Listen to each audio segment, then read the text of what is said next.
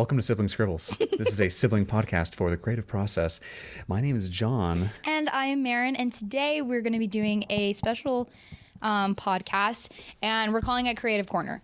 This is the corner of my living room, and we're being creative. Yes. We're not great with names. So we thought, because the last episode that we did, we kind of threw together a bunch of ideas, and we were like, okay, that's a story. Mm-hmm. And we were like, oh my gosh, that is such a good idea that how about we just go through the creative process for stories that we're currently working on, things that we like that will probably be made in a year or two, because we're doing Bales and we've got other things in the lineup right now. Right. But the ideas that we've had kind of on the back burner and we've left them like marinating for a while. Mm-hmm. And we wanted to show exactly how we do it.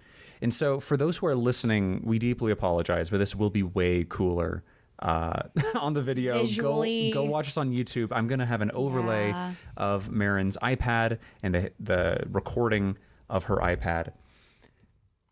This is the very important moment where I'm wearing my rings and I move my thumb ring to my other hand because I can't draw with it on.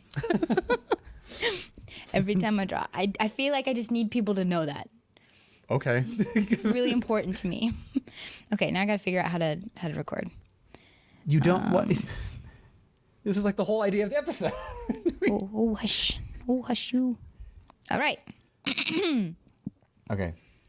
We're going to have to do like a sound clap thing for the iPad. So go to your no.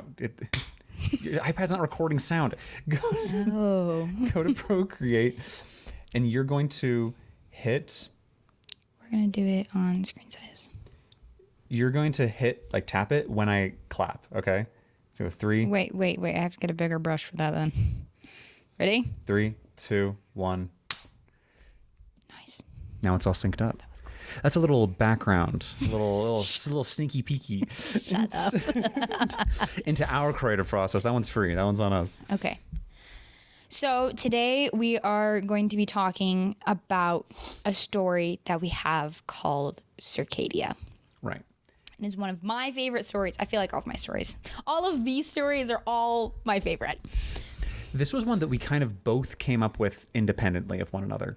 Mm-hmm. I had a setting and I had talked to some people about it and I had talked to Sam about it. And the whole idea of the setting was that there is a city, and in this city, there are 2 types of people, and they are nocturnal and there are day people. And you might say to me, John, that's very stupid. People work night shifts. I get it. Listen, the whole... Shut up. Just let me finish. It's not about you. Let me finish. Now you're too loud. Turn down your gain a little bit. You turn down your gain a little bit. You turn down your gain a little bit. I know. I'm too quiet. The idea of the story was that this is... Originally, the idea was with Dungeons & Dragons. The idea was that there are night elves and there are day elves, and that the city, to maintain productivity, they have jobs where people just work throughout the entire day, and then people come and take the shift, and then they work throughout the entire night, and then they leave, and the next people start up and they work the entire day shift. But during the night, these nocturnal elves would be actually... Like they'd have their own life, they'd have their own world. It would function just like a regular day, and they would go to sleep when the sun comes up. Yeah. And so it was that was my original idea for this setting. And then oh crap! One second. I have to turn this sideways. I forgot. And then you messaged me one day, and you were like, "Hey, I had this idea for a setting." Mm-hmm. And it was like spot on the same thing, right? Yeah. Do you remember what like the original kind of seed for this idea was? I really don't actually, because I was like, this is kind of cool story of how much the world would be more productive if we had 2 like groupings of people. Mm-hmm. I'm like, what if when all of the day shift factory workers went home, all of the night shift factory workers, but that happened with everybody. Right. So like accounting jobs and right. Like how much, like we could learn languages, we could do all these different things. But I'm like, oh, but but people have to sleep. But then, like, what if there were a family there that didn't sleep, though? Right. So it was an idea of how productive the whole world would be if we kept going. Right. And if there were people, if you didn't need to sleep, We didn't need to sleep also. if you didn't need to sleep, what would you do with your time? Really, if I didn't need to eat and if I didn't need to sleep, I feel like I would be so much more productive. I would never get hangry. And so this was the core of the idea. If there's a family, kind of an Encanto little family, who are unique in that they have all the time in the world, literally Right. all the time in the world. Meanwhile, there are these very two different worlds of day and night happening in this city. Yeah, so they come together to make the family. Right. So we've just to kind of a little bit explain why we're doing this on the iPad. We've done this before, where we done a story. What do we call it? It's a story summit. A story summit, and I'll just lay out like butcher paper that's in those huge rolls, and I just write on markers on the whole thing, and then we just roll it up into a scroll afterwards, and then we just save it. But we're like, this is probably a better way For you guys to see it. to be able to see it without having to like have other cameras going on. Yeah. Yeah. So once again, we're so sorry if the overlay is ugly or if I did something wrong. Yeah. But the whole core idea of this story is that there's a family at the center who don't sleep. Yeah. So we should start with, so we have our setting. We have kind of some characters. We don't have a main character, and we don't have a conflict. So Right. we can bring that conflict in with the character. We can bring that conflict in with the setting. We've talked about in the past. I don't know if we should just like recap what we've already done. Yeah, let's But- recap what we've done. I probably should have pulled up the family beforehand, like That's okay. the previous picture. The whole idea was that there was 6 siblings, and each one of them had a special talent. Right, one's a scholar, one's an athlete. This is if you've seen My Little Pony, this is kind of a cutie pie or Cutie Mark. PewDiePie. This is my boy. This is kind of a cutie mark story. So kind of originally what we had, and we can kind of change it up in this story or in this summit. But what we had is that there is a man who is from the light, from the day, and then there is a woman from the night, time people, and they get married.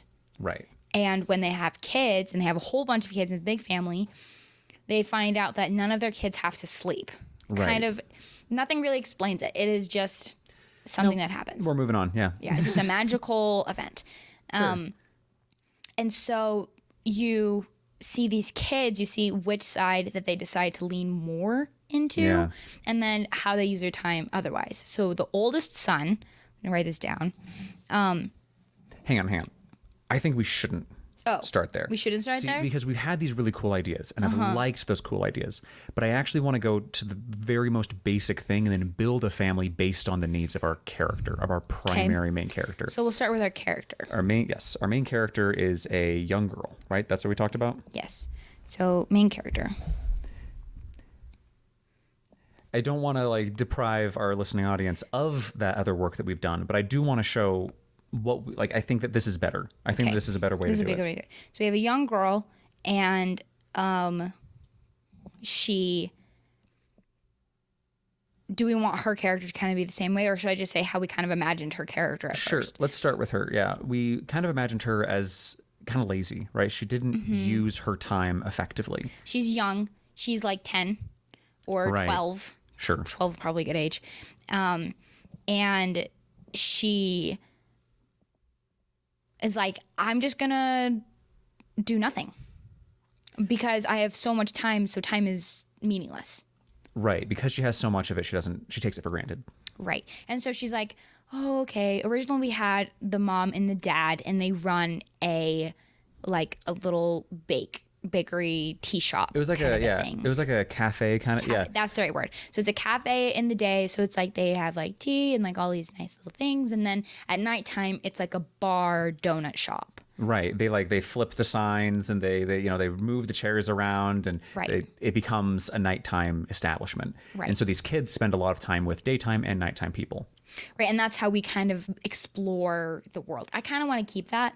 I do too. I like that. So- That's a good kind of a home base setting. So these are our characters. Here's our setting. We have the cafe / bar. So what is the change that we want to see in this character, right? This is someone who is not appreciating.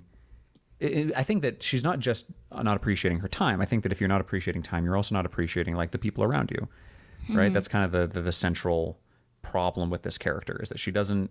Is the problem that she is just time, right? Is she not like is being productive really the theme of the story?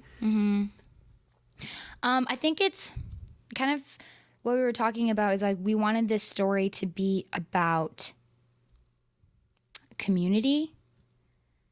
Her choosing to be a part of the community. Her wanting to contribute her efforts to that community. Like realizing that her time is kind of a valuable resource and that she's using it to benefit everyone. Mm-hmm. Okay. I'm into that. That's like a very I don't know. I feel like that's a pretty conservative message. I think that's a good one. I think that's a very good one. I don't think that. I mean, yes, it is a very conservative message. Be like, oh, you have all of this time. All right. Well, help society be better. I mean, kind of. She is. This is a. You have a unique. I mean, it's kind of a superhero story when you think about it. This is a character who has a unique ability in her society, and maybe there are other people who walk during in my mind I called them like day walkers, night walkers, and all walkers. Maybe there are other all walkers, but they're not very common. Like these two, the night and day doesn't mix too often. Yeah, because this is how we kind of thought about the setting. I want to kind of go into this because I think this is kind of a cool aspect to this. So we'll kind of come over here. So during the day in the cafe place, it is people have like a little bit darker skin. They all have a little bit lighter hair. Kind of, you think of people who are in the sun a lot.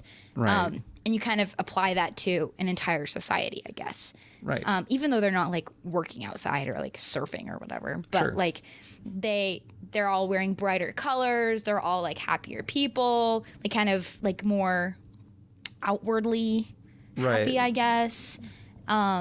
It's a much more extroverted society. Right. Like culture. The culture is extroverted. I don't know how to spell extroverted. They're like very extroverted. I always just think kind of like light, fluffy pink. Sure. Yeah. I don't know. That's always kind of where my mind goes. A little froofy. Froofy is a good word. I am the writer. Okay. Do you know in Howl's Moving Castle, when Sophie goes and visit her sister at that bakery, that's kind of a similar vibe where she's just like very happy and pink, and she's It's like the same vibe as Renee. Like Renee. Renee was very inspired by that. Like the place where Tiana works. Yes. And I forgot her best friend's name. I did too, and I watched it just the other week. And I love her. She's so lovely. She's one of the best characters. I love her. So kind of like all of those things combined, but in like a tea shop kind of a way. Right. Yeah. And I think at night it's a little more reserved. Yeah. Right. The people. It's not that they're depressed. It's not that they're angry. It's not even that they're like they're still a very fulfilled, a very happy society. It's just a much more introvert. It's just a much more inward focused society. Right. So these are people who are going to be working some of, like, you think of more night shift type people, like security guards or Sure. like blue collar workers. Right. So it's not like they make less money, but they work jobs that are in the dark. Right. So- And so culturally, even though there are still like night shift workers for accountants and night shift jobs for lawyers, Right. culturally they've still evolved from a society of miners and like dock workers and sailors and people who could do these things at night, right? Right. They excelled at night. Like the night shift nurses. Like these people are all very different from the day shift people, even though it is just because they are kind of sleep deprived. But like we wanted to make that into a Right. culture. Yeah. And we didn't want this to be like a class warfare situation. We didn't No. want to say that this Like is they live haves or very haves not. much in peace. Right. And it's not even that they are like at odds with one another. It's just that these two cultures are very different. And so there are clashes, but they're not, this is not the Capulets and the Romeo, his family. It's not a Romeo and Juliet situation. No war. These at two, peace. Yeah, these two cultures are symbiotic. It's Yes. a symbiotic relationship. Yes. Where like adults are kind of like, we really respect them, but maybe kids are like, oh, you're like a night person. Yeah. Like, oh, you're a day person. Well, I mean, that checks. Sure. Because, they're kids and they're putting people into stereotypes and stuff. Right. But culturally, they've accepted, look, you guys do incredible work at night and you Right. guys do incredible work at day. And we're not going to. And we need each other Yes. Well, to exist. that's kind of culturally, that culture actually does set up the theme for our story, right? Is that there's actually a cultural appreciation for both, for everybody's time, right? Everybody recognizes that there's a valuable resource at play here, and that is each other's time and everyone's effort and work. And so everyone is working together to create a better world, and they recognize I'm just going to have to trust when someone else takes my shift. right. So they're culturally symbiotic. Is that what we said? Yeah. I think that actually might be something that we can explore a little further, that they trust one another. It may be that this character does not want to open up, they don't want to participate because they don't actually trust anyone to get the work done that they can't do. What do you mean by that? Like, even though they stay awake, even though they don't need to sleep, Oh. these characters are going to work very, very hard, and they are going to want to do things all themselves. Maybe this is a character who has such an internal locus of control that they don't want to trust getting something right with anybody else. So they don't actually like open up to their community because they don't think they can do it right. They're like, you guys have to sleep. I don't. Just let me do it. And so this is a character who has just decided, I don't care about the community. Why should I care about the community? They are kind of inferior to me. Everybody is kind of inferior to me. So she has kind of like not like a god complex. A superiority complex. Superiority. Doesn't trust community. Right. She's a gifted kid, right? When you're told at 8 years old that you're gifted, you don't want to work anymore because you know that the more you work, the more work you're going to get. Like, you being a gifted kid is actually putting more weight onto your shoulders. Yeah. And so she just says, yeah, F it, whatever. I don't care. Right. I think another thing that we could include would be, well, that's the thing, because we were like, whatever she explores, her siblings are going to be exploring other things that she can't get to. Oh, okay. Yeah. Why can't she? Because they are being productive with their time. Right. So she's supposed to be a little bit of a foil to all of them. Okay, so they're all foil to her. Sorry. Yes, sorry. Yeah, so they are like, Oh, okay. So she says, I'm going to start trying to figure out what to do with my life. So she starts to go around and says, okay, you're a scholar, you're a athlete, you're a secret social street racer. Yeah, actually he is. Yeah. But those are things that she says, I want to get into these things. She Right. shows up, she shadows them for a little bit, only to realize what? Why does she not have access to these things? Why did she not have access to them? That's what you just said. Yeah, you said like that these people have, her siblings have something that she doesn't. Uh-huh. And it is actually their hobbies. She just thinks like, okay, I'll just go on runs in the morning and that'll fix the problem for me. And then she goes on runs in the morning and is like, I effing hate this. And then she Right. realizes her sister has maybe community, maybe like whatever the theme is, right? Her siblings have that thing that she doesn't. They have community, they have perseverance, they trust other people with the projects that they work on. Like all the things that her siblings have are the things that this character needs to learn. Right. That's the thing. They're all motivated people, and she's not. So they're what like motivates them? purpose. So maybe their purpose is to become the best. Some of them are, and maybe that's a flawed purpose. Sure. And she recognizes and that's a that. lesson that she can learn. Right. So it's like we originally talked about, like the second oldest being this girl who's an amazing athlete. And she's like, I'm just going to be the best because I can just work out all the time. I can work twice as hard as everyone else because I can have more. I don't have to like have recovery time. Right. And so she's like, well, that's cool, but like kind of people don't like you. Oh, okay. So you saying that some of the siblings actually are a foil to her in that they show her what not to do. Yeah. Interesting. So then we need to know what her end goal is. We need to know where we see this. What is her big decision, right? Because at the end of the story, she needs to choose to change. Right. So all these decisions these characters, the siblings do. Right now we have like who these were originally. But what is the big final decision that she does? And how does that, how do all these other characters inform that final decision? Does she have a purpose, right? Does she choose to, is being social, is having friends the lesson that she's learning, is serving a community, being a member of the community, what's important, is being a leader in the community, what's important, is what is the thing that she does she take over at the bar, right? Maybe taking over at the bar is kind of the symbol of I have now accepted people and I accept that I can help out in ways that other people can't. Right. Because her parents, I think like her family, they all have to take one shift. Sure. So they either work, like 6 hours for a day shift, or they work 6 hours of a night shift, or they work something to help their parents out. Because the dad runs the day and the mom runs the night, and they need employees. Right. Bob's Burger situation. Right. And I'm sure that they like would have like other employees too, but the kids have to help out. That's part of it. Well, then I kind of like. Do you like that idea of her kind of taking over as?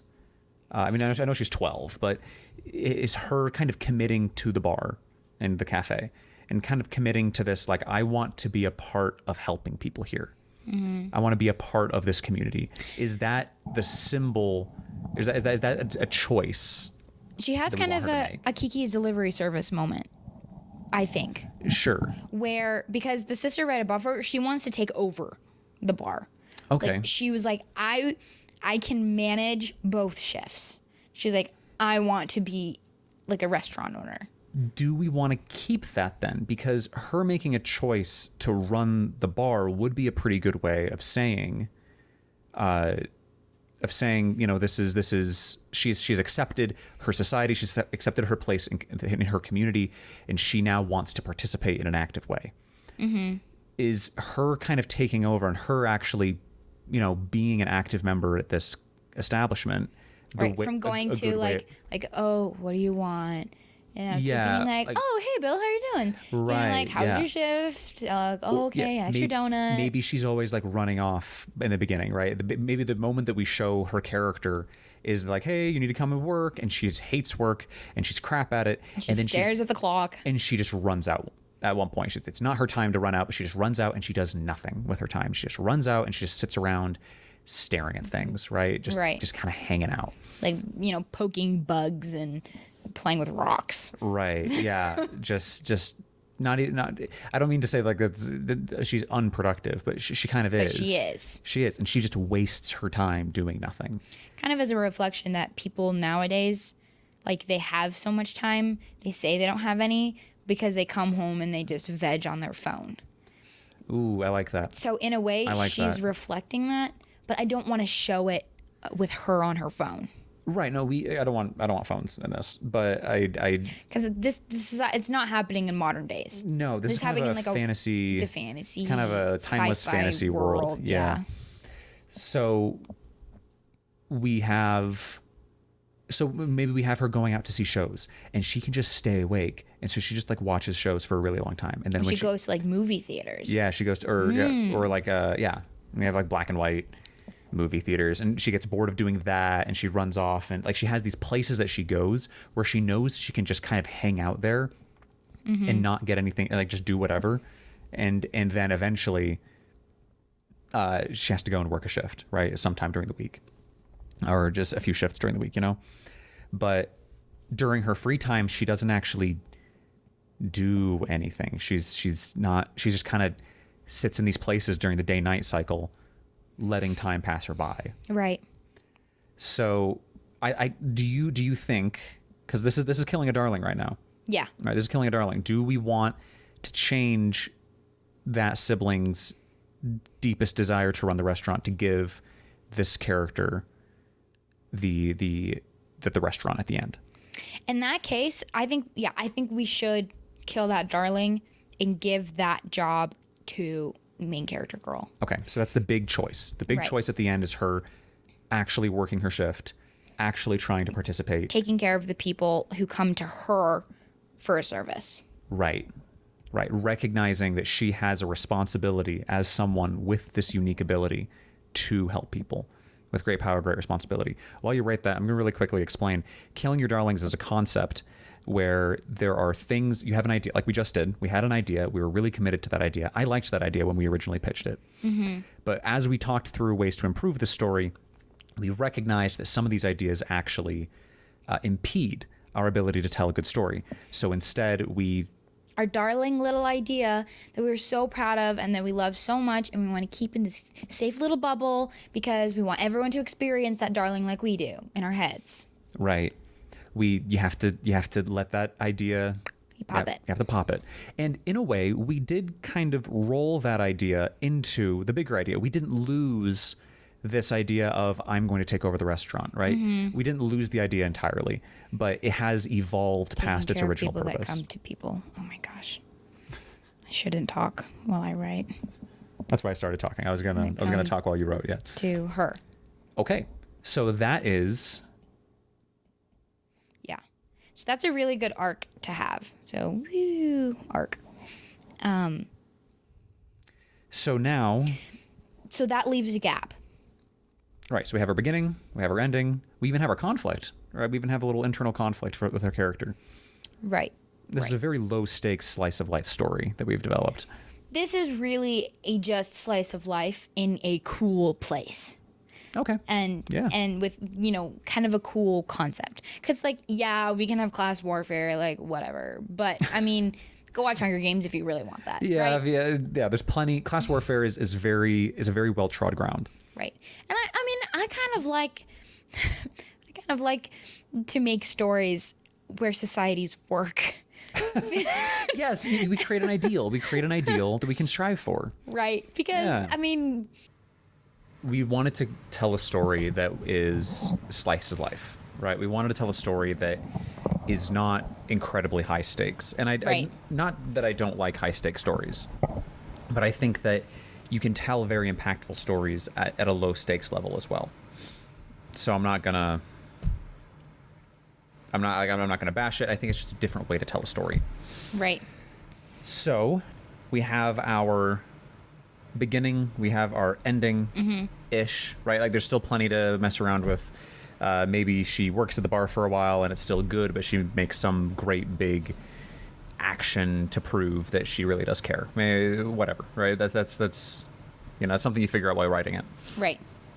We're talking right now just in general, out like a story summit stage, right? At an outlining stage, you decide those big moments, right? You choose, I want this to happen and I want that to happen, and this scene is going to have these emotional needs and this scene's going to have those emotional needs. Right now, we are just kind of talking about the big swaths of the story. Right. So we start out, we introduce her, and we introduce the world. Mm-hmm. Introductions. I think the fun thing about this world too, this setting especially, is that it's one that you don't need someone to voice over. You can't be like, these people walk in the day and these people walk in the night. This is something that you can just show through the character walking around the city and watching as the things shift. Or the sun goes down and people are leaving, but then all of a sudden a whole new group of people like Right. wake up. They're all with their, their Right. briefcases. This is a very easy premise to show, and it's something that you can have conversations with like midway through the story, and it will kind of clear up those things that the audience is asking about. Right. Like someone could be like, wait, so why don't you have to sleep? I don't know. So, yeah, I don't know, man. Yeah. But you could say something like, oh, so you're a day walker. And it's like, yeah, no, so I'm a day walker, yeah. Or someone's like, oh, so you're a night walker. You can just have moments like that in the story that explain the setting, but you don't need to have them be the first words out of anyone's mouth, right? You can wait a little bit into the story before you hit those moments. Right. So we introduce our character, we introduce our setting. So we introduce everything, and then we see what everyone else sees looking at our main character. So they're like, ooh. But then we see what she sees looking at everyone else, and the viewers can be like, oh my gosh, she could be doing so much more. And they're going to be thinking to themselves, oh my gosh, what would I do with that much time? Right. So we want to be able to fulfill that, because everyone always thinks to themselves, oh, if I just didn't have to sleep, then I could so-and-so and so-and-so. Mm-hmm. But, like, would we actually so-and-so and so-and-so? Or Right. would we just spend more time on our phones? Right. Or watching shows, or like would we turn into vegetables actually if we had more time? Is it actually a blessing that we have to sleep? Right. Would we learn all the languages that we wanted to? Would we become actually exercise? Masters at an instrument? Right. Yeah. Would we become healthy? Would we learn everything that? Yeah. Okay. You already said those things. Yeah. Would we, have, more time to read our scriptures? Would we be able to serve people more? If we had more time and we didn't have to prioritize things anymore, would we still prioritize things? Yeah. So we have our character who chooses not to, right? So she chooses no. Maybe there is something that she is like obsessed with, and it is something that is not, I don't want to say like silly, I don't want to say childish. Childish might be the right choice, actually. It's something. She's a child. She's a child. Maybe she's obsessed. Like, the thing is, I don't want to like target anyone. I don't want to say like she's obsessed with trading cards. It's like, actually, you can really dedicate your time to that. Well, an idea that popped into my head is, what if she like made origami things, and throughout it. What if she only makes one origami thing? Mm-hmm. And then by the end, she's like making origami things of people or like experiences. Right. Having, It's we get to. I love that, actually. It's because it's like one thing that she learned that's a good memory, and it's the only thing that she does. Mm-hmm. And she like, we have like a Wes Anderson shot of her like putting like a paper crane. Write that down. I like that. So maybe she. Well, paper cranes are kind of interesting. If you have, there's a. The thousand The paper 1,000 paper cranes. cranes. You have your wish granted. Mm-hmm. Origami.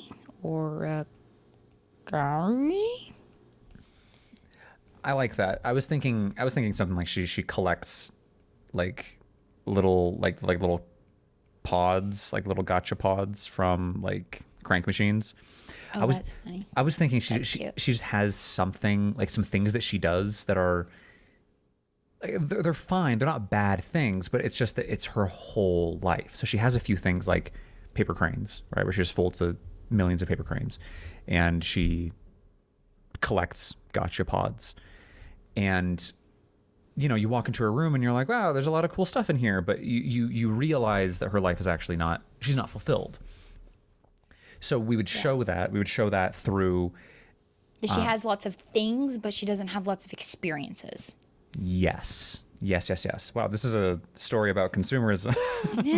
Uh-oh. And then through experiences. So the story is kind of pushed forward by her mom and dad. Her mom and They're dad. the inciting incident. Yeah. Yeah, they show up, and like it's kind of the idea that I had in my mind. It's like it's a shot of them like opening the door to her room, and like a crack of light comes all the way to her like laying on her bed. Like she doesn't need to sleep, but she has a bed, which is kind of stupid. Yeah. So she has a place, or she's like laying on her desk or on the floor or something, right? Sure. And it's like completely dark, and it's like the middle of the day, and her parents are like, "Hi." Maybe we should age her up a little bit. This is a good teenager story. No, I want it to be a kid because then we still have some innocence. Because when someone's a Fair. teenager, you lose a lot of that innocence. Yeah, and it's not because growing up makes you less innocent. It's because as you grow up, you you make a lot of dumb decisions. Yeah. And right now she's in the process of making some dumb decisions. Right. So I like that then. Yeah. Fine. We'll leave her at 12. so young girl, and they walk in and they're like, it's the time we have our conversation. Like the dad's like, "Hi, how you doing?" Oh, right, the dad, of "It's course, okay." is- And the mom is like, "Get up." It's time we had a talk. Me and your father have been talking, and it's time for you to go figure out something to do with yourself. Ooh.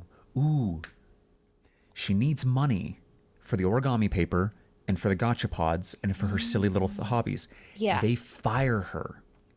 Oh, that's good. They fire her. So they say, look, you're not going to work here until we see that you are doing more. And she's like, no, like I need the money for origami. And they're like, you have a million, like, They just point to everything.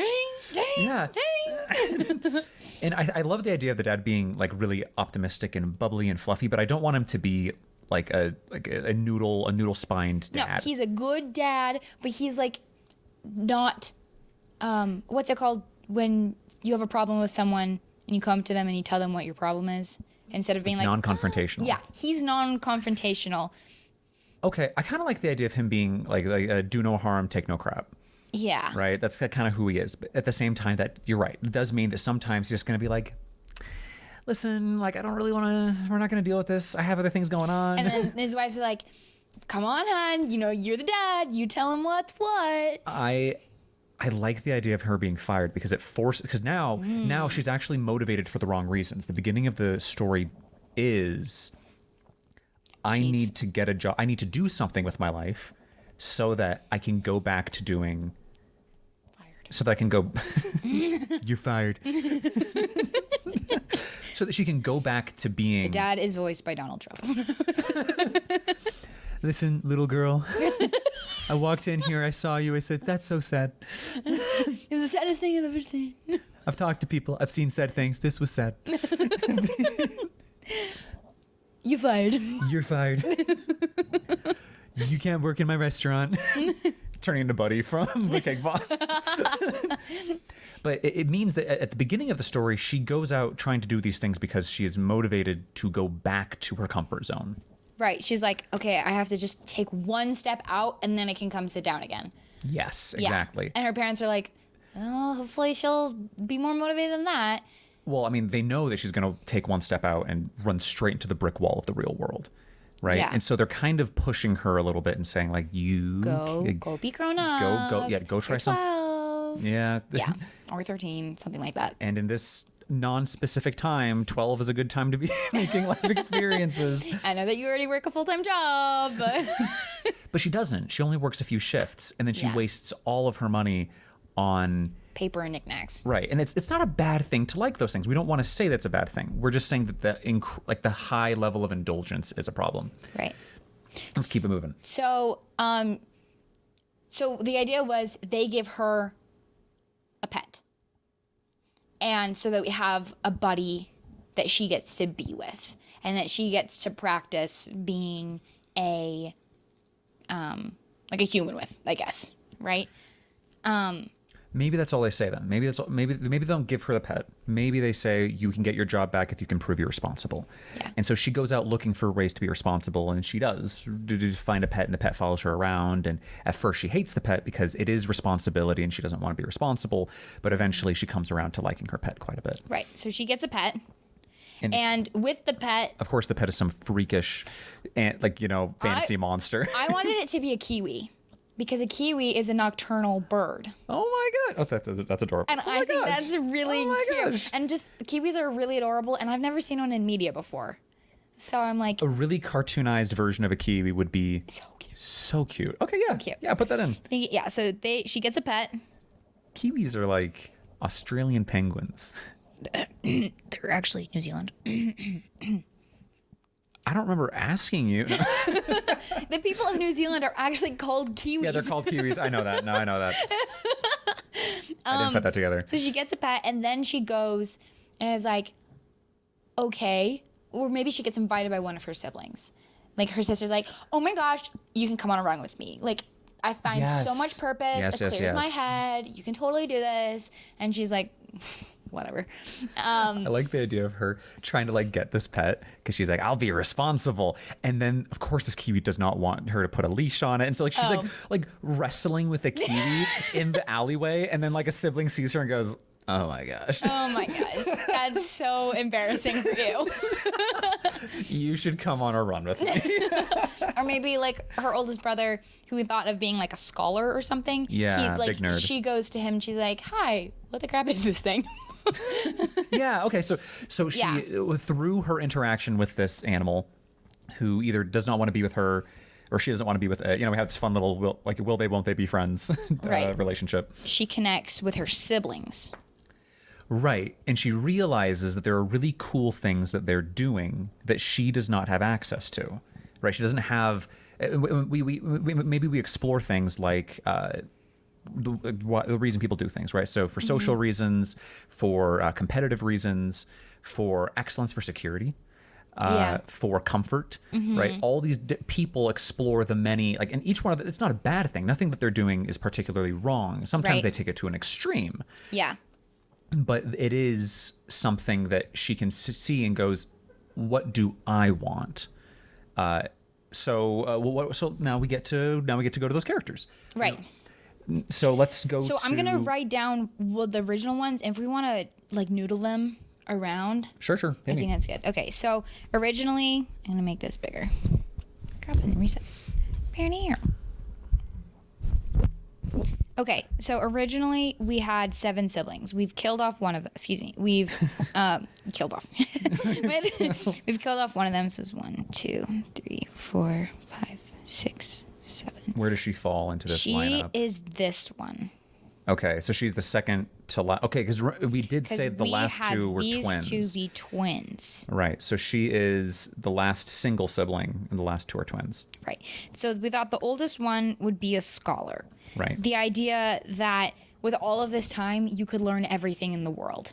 So Actually, yeah. he's like triple majoring in college, but he lives at home because the college is just down the street or something like that. Well, and maybe the college is a daytime college.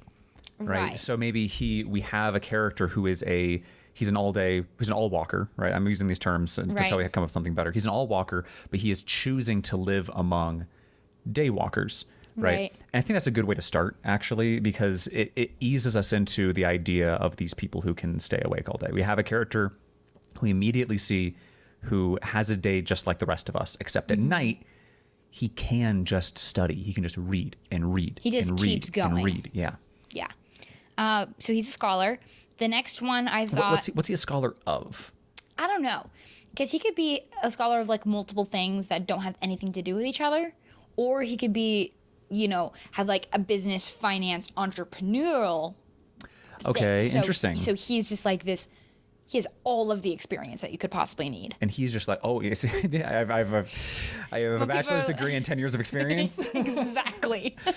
I kind of like that because it shows, because this character, it could be like all about the hustle, right? He's all about like, hey man, just put in a few more hours, right? Just put in a few more hours. I guess all of them are going to be like that to some extent. Yeah, because they're all like almost overly motivated. Is he striving for excellence? That's the question. What is his motivation? What is his wants and needs? My thing is that he's an oldest child. And so I married an oldest child. And so this is kind of my experience with that. That he is like, I need to make my mom and dad proud. Because I am one of the only, Oh, he's the one who's all he's the bulwark. walkers, Yeah. right? Like I have to make sure that I set a good example for my siblings. They can't be wasting their time with this like gift they've been given. Set us an example for society, even. For society, like we're good people. We're not just like weirdos who Right, like waste our right. time. We're not breaking the culture. We're actually the evolution of this culture. Right. Like we need to bring people together who are all walkers, or like night and day. We need to like merge that even more. Okay. Than we have. So his want is to not let anyone down, right? His want is to Gotta make everyone proud. Yes. I've got a better What is things. his need? What does he need as a character? He needs to relax. Okay. So he needs to take a shift with his mom. Because he works day shifts. Because Yeah. the daytime, like he'll work a day job, he'll go to school a day job, and then the nighttime is when he just spends all of his time with himself. So he is unbalanced in the fact that he's ungrounded. Ooh, okay. So That's good. what he needs is he needs to be realistic. So maybe the thing that he is studying, maybe it's philosophy, That's good. right? I'm not to say that philosophy people are ungrounded. They are. I'm just not saying that right now. But it's not like being a scientist or like Right. Yeah. He's not a scientist. He's not in STEM. Right. He's not doing science, math, technology. He's not doing mechanical engineering. right. He is trying to move forward. He's trying to put all of society on his own shoulders. He's trying to not disappoint anyone. Yeah, he's kind of like the really strong person Yes. In Encanto, but with his brain. Yeah, with his brain and not his muscles. And so philosophy is a fun one, and it'd be a fun one to have him there too, because he could. And he's a date person. It'd be fun to have that too, because he could explain philosophies. He could kind of like break some of these philosophical ideas to readers right away. Right. Okay, so that's him. The next one I thought would be an athlete. Right, kind of a stark contrast. And this is a Night Walker, right? Yeah, I mean I think she's. We had talked about boxer.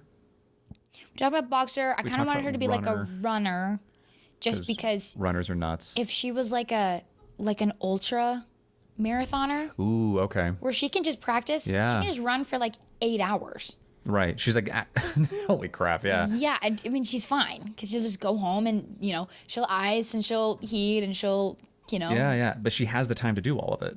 So she can just practice running as far as she wants and as Right. long as she wants. So maybe she's just running away, just Right. So like Watson completely needs on the nose. So what Watson needs again. So this is a character. Is she striving? The first character is not striving for excellence. The first character is striving for for acclaim. He's striving for public recognition. Yeah. And I think that maybe it'd be funny to have him be in public trying to be recognized, and everyone's like, "You're kind of kooky." She is not that way. She is. We're running out of time. We got 1 minute left on when we said we would stop. Let's go another 10. Let's go another 10. But he's going for public recognition. He's going kind of for glory. He's going for glory. Okay. And his need is he needs to be grounded. He needs to be realistic. Grounded. Okay. And maybe he's just he's a little bit awkward. Of course he is. Because he's just been studying all the time. He's just trying to He doesn't quite get it right. He doesn't quite belong with the sun people. He doesn't quite belong with the moon people. So, okay. So the sister, the athlete sister, is she striving for excellence? Is she trying to she doesn't care what other people think. She doesn't care about social, she doesn't care about any social needs at all. So he's so the first guy, he's like mind. Okay. And then she's like body. Right. And then the next kid is all like social. Right. So he's like heart. Right. And then would that mean our girl is soul? Or do we need another sibling who's soul? I think we could have one final sibling who is soul, because here's the thing. This is part of storytelling is you need to try 3 times, you need to fail 2 times, succeed on the 3rd. Right. Right. So maybe she's the youngest instead of having twins. I don't hate the idea of the twins, but I don't know if they are necessarily. Maybe the twins are just kind of an extension of the mom and dad. Maybe they are just kind of running around and they're just happy to be there, and they're a foil in a way that they are. They show that being young isn't the problem, right? Our main character is young, and these characters are just kind of. It's like the little bear guys from Brave. Right. They're just kind of there, being happy, playing. Right. The comic relief. Like they're still filling their days with things, but they're just not, they're contributing, but in a way a kid can, like a young kid. Yes, they're doing the very best that they can. And maybe that Right. that's not something that we need to like put a ton of focus on. It's just something that we see, right? They are just there doing their best. Right. Okay, so back to her. She's So her want is her want. this chick. Yeah. Is her want success, right? What is it exactly? What is her like? Is it excellence? Does she even care? Right? We have these runners, people, right?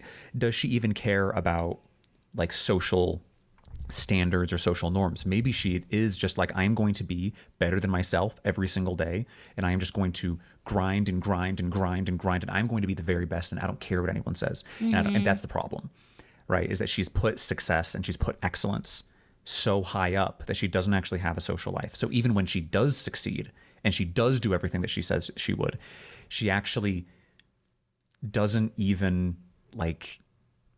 Maybe she's overcommitted. Yeah. Yeah. And so she doesn't have friends, and she doesn't do things with other people, and she doesn't care too much about other people. And she's happy to see other people succeed, right? She's happy to see her little sister go nuts, but she's also like, that's cool. Gotta go. I gotta go. Yeah. Right. So she's put her own success higher than the need and the love of her family even. Yeah. Or even her own needed love, right? Yeah. She's committed herself so deeply that she doesn't care enough about. Success. And she needs her over- dad, right? She is the inverse of the first brother.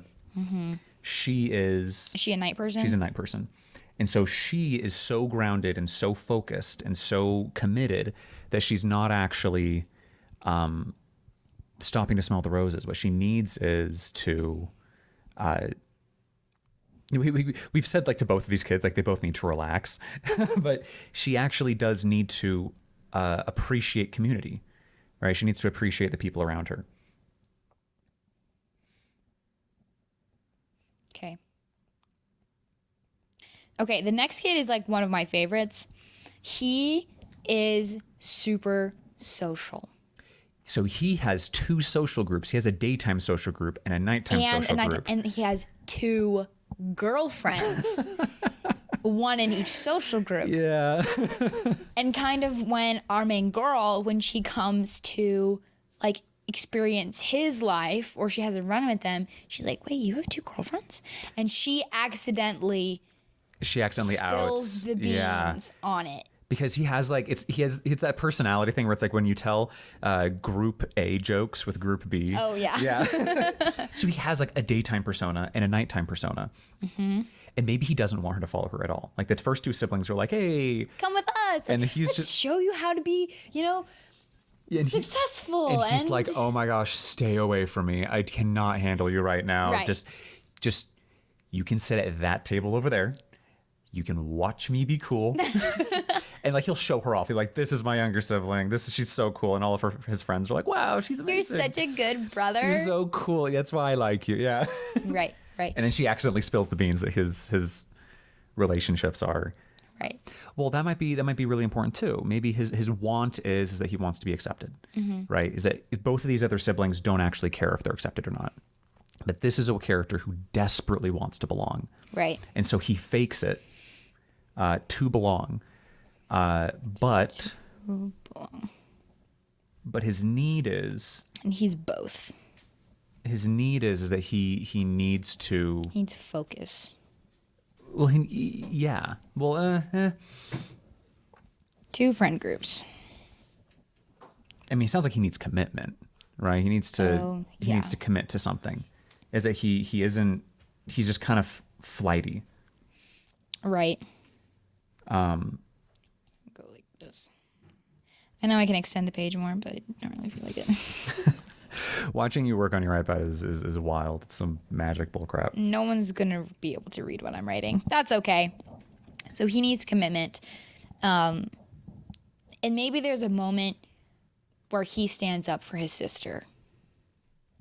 I think that'd be an interesting moment. Yeah. Yes, he does. But by doing so, I think keeping him a little flighty is important. Yeah. If like if he does do that, that will happen at the end of the story. Yeah. But like Right. maybe like she gets like in a fight with one of his girlfriends and so she gets mad at her instead of him. Right. And then because he's like, whoa, back off. Yeah, he tells her like, you need to leave. Actually, Like he's loyal to his sister first. I think that'd be cool at the end. That'd be a Right. really cool story bit at the end, where even if people just show up at the bar and they're like, "Oh my gosh, she's the worst," and he just has a line where he's like, "Oh come on, she's doing her best." Like that is a moment of loyalty. Right. So maybe what we see with him during his chapter is that he is he won't commit to anyone, not even either one of these friend groups. He's flaky. He doesn't show up on time. He's kind of like He's really cool and he is talented. yeah, absolutely. He's great, but he won't keep any commitment. Right. Yeah. Right. And so this is a character who shows our main character you need to choose something, right? And of course that's a great confusion moment for her. Okay, I don't know how to draw a soul, so we're gonna draw a ghost. So I think what if we had two sets of twins? that's so many twins. Is this her twin? No. What if it's his twin? Okay. Maybe she's no. I kind of Not idea. I don't see a need for this fourth sibling. Do we Instead of just like cutting this out. is there something else? If there's something that we could put there, I think it would be good to put it there. But can you think of anything? Because I kind of feel like we've covered a lot of these angles. I think it's pretty good. I think we need someone soft. We don't have anyone. All these people are very big personalities. We don't have anyone who's kind of like, yeah, just doing good. Or is just the parents? The parents are exuding that I'm a balanced person. I think the parents are, and I think that our main character is. I think that's actually the important part. I don't know if we should have her be very confrontational or angry very often. In that case, the two twins, they're going to be soul. Because they have kind of Right. They're just the soul of being a kid. Right. Okay, And their then we're wants just and gonna- needs are just pure. They are pure, like we want to help people. That's them. They want to help. How old are they? I'll make them like 8. Or Want like to help. 7. Want to play. Yeah, and right now their wants and needs actually align. These are characters who actually are like they've reached nirvana. Okay, so I think this is a good place to stop. Right. Right now, like we've kind of talked through the story, we've kind of built up a character, built up a setting. There's a lot about this that could be further outlined. There's scenes that could be kind of worked through. But right now, this is how we do it.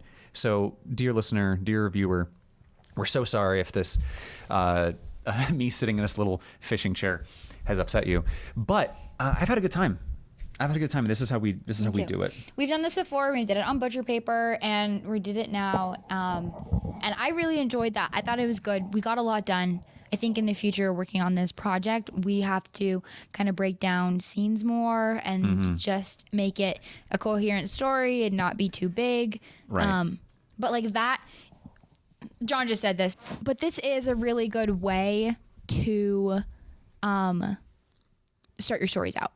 So watch the last episode that we recorded on our podcast. Episode 5. Kind of start with an idea and then do something like this. Do it with a brother, do it with a friend, or do it with yourself. And just break things down and think about the cool ideas you have, kill the ones that are holding you back, and kind of move forward with your story. It's a great way to start. What's important is that when you do have big ideas, we talked through all of those siblings. We've had massive conversations about everybody in this family already, everybody. And so it was fun to revisit it now that we kind of know how to do this better. Yeah. And as we understand how they all fit into a story. When you have good ideas, the creative problem solving process is that you have a good idea and then you let it incubate. Right. You let it sit for a while. So even if we worked on this and we continued and we made every single episode of this show about making this a reality, the best way to make sure that it's a good idea, the best way to really kind of shake out the stuff that doesn't work is to let it incubate for a while. It's okay to put a project aside and to let your subconscious work on it. Yep. Because we've sat on this one for like a year or so, and I really, really like what we've come up with. There's a lot of things that I wasn't super sure about, and then hearing them again in a new context and hearing them again kind of cleaned up, I'm way more confident in. Right. It's been really fun. So good luck this week Absolutely. on all of your stories and creating This has been Sibling Scribbles. Yeah, find us on YouTube, Twitter, Instagram, TikTok. Read Shepherd Called Bales on shepherdcalledbales.com. That's our webcomic that we're working on. And we will see you next time. Thanks. Bye, guys. Stay creative.